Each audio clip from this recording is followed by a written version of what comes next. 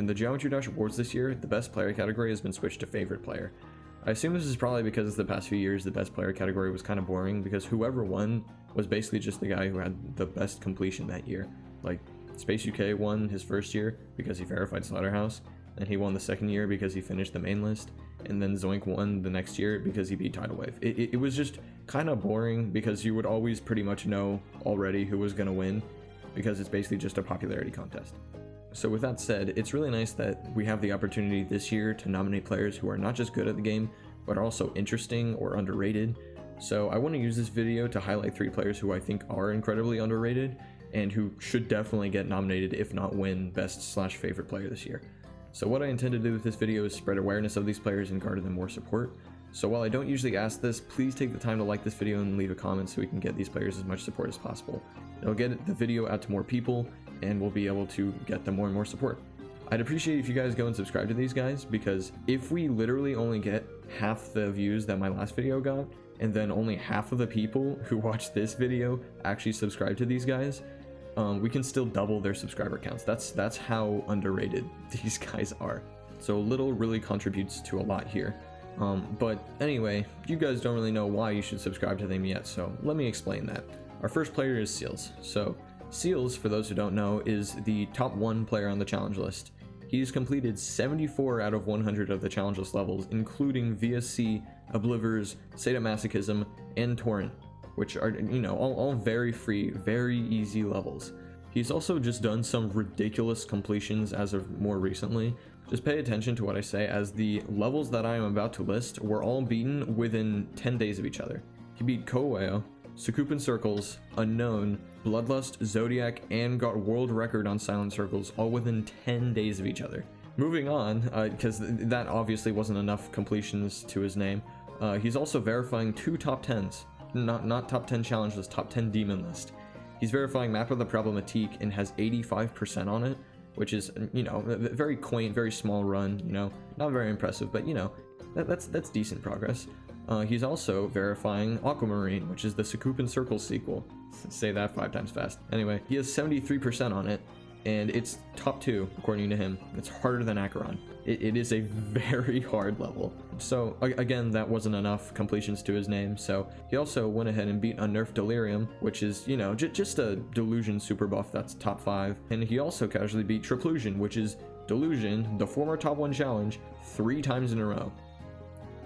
I don't even know how that's possible. I feel like, what? And the last thing that he's done, you know, he's just a real slacker. He's really bad at the game, so he also had to just go ahead and upload the hardest wave compilation in the game, which included not only his VSC completion, but also Toxic Blades ×2, Cooks ×2, River ×6, which is just ridiculous, and like 20 other list completions that are all just ridiculously hard.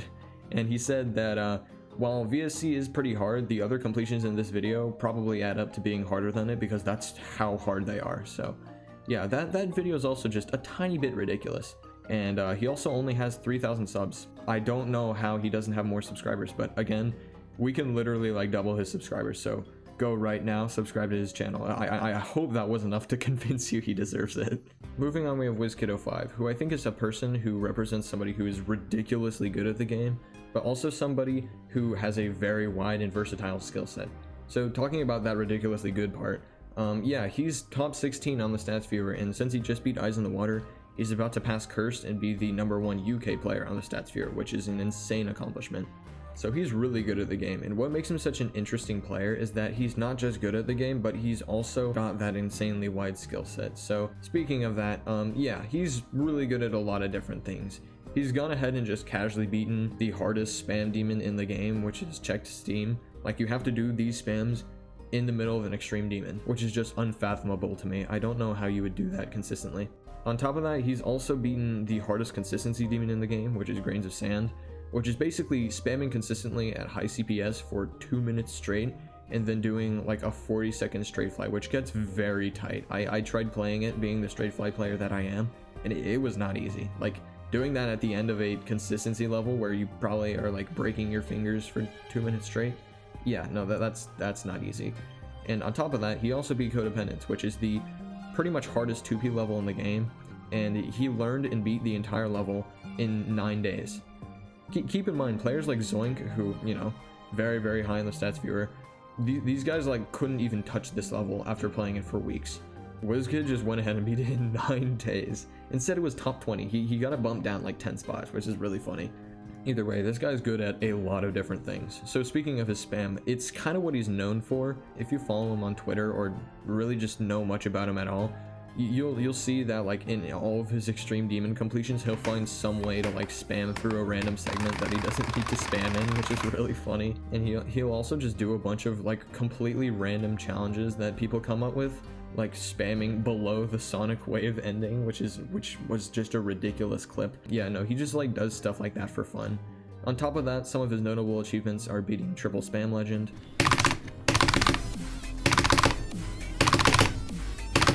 oh, that was fast, and also beating Unnerve Cupid circle spam. oh my god, oh my god! And then he beat it in 2.2.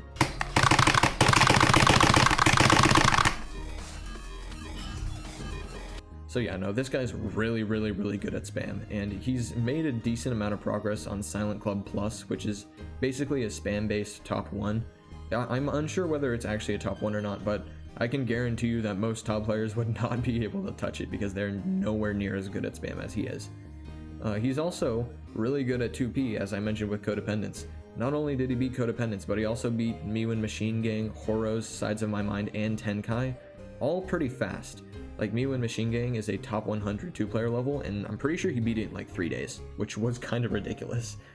He has plans in the future to also verify Beeline solo, which, holy shit, it's a Hollow Knight themed GD level. That's pretty cool. He just likes to kind of have fun with the game.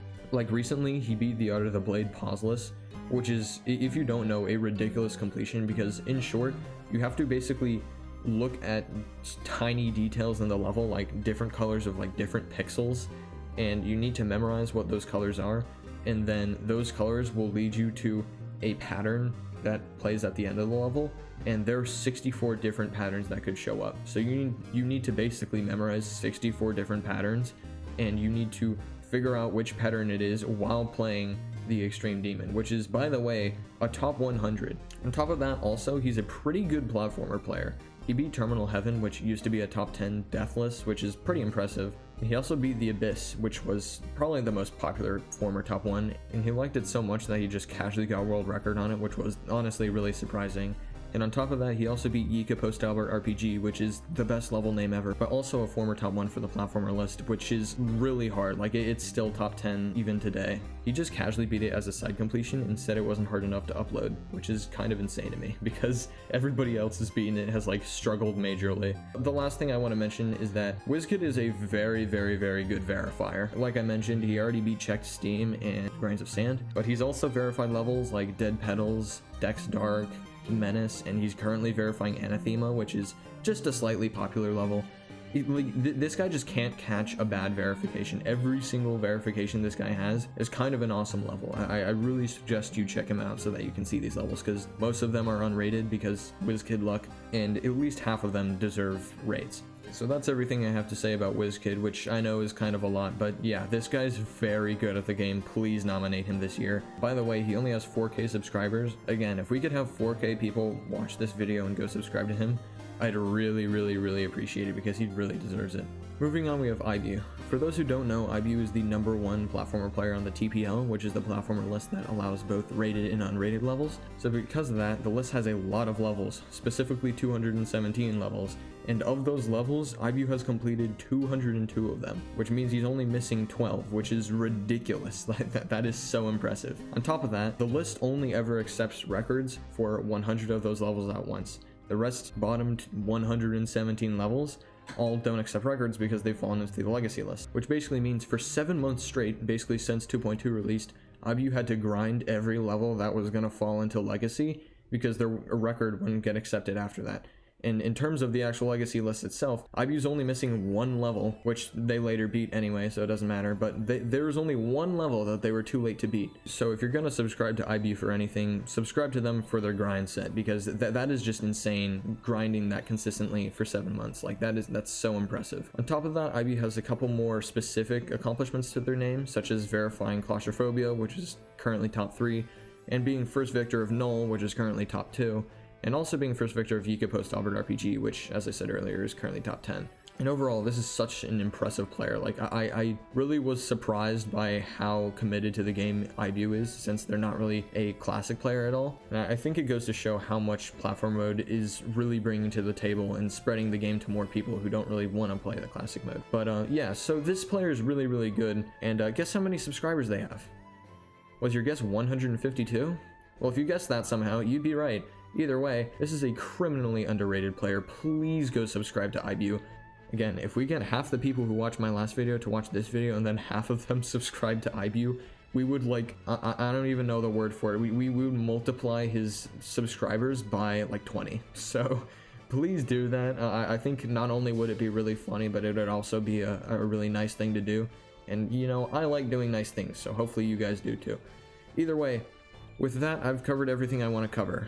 Please like and subscribe to these guys. They really, really deserve it, as I hopefully proved in this video. If you guys want to see a part 2, or have a specific person you'd like to see in a part 2, leave their names below in the comments, and hopefully I'll be able to cover them next time.